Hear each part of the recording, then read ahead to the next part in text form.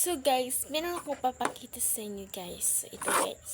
So ito guys, binili ko to guys. Dalawa to. Ginamit na ang isang sa akin na sa mother ko to.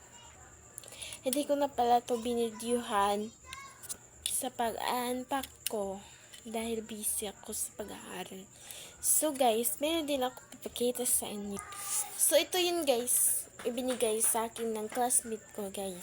So ito yun guys, please ito yan si Rose. Puta cards po to guys, puta cards. And then guys, ito naman sa din si Jenny guys, si Jenny yan. So kilala nyo yan guys. Then ito din si Rose. This is my bias in Blackpink. Yan guys, so cute niya guys.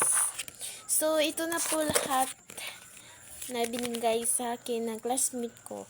So hindi ko na nabidyohan sa pag-unpack ko guys. So ito na to niya guys, binigay ng classmate ko. So sabi niya nagba-vlog siya sa YouTube na kung mag-describe daw ako and mag-like, bibigyan niya daw ako ng Lomo card. So it's true guys, binigyan talaga niya ako ng Lomo cards. So dito lang po nagtatapos yung vlog ko guys. Thank you. Don't forget for subscribe and like, comment, share. Thank you. Bye.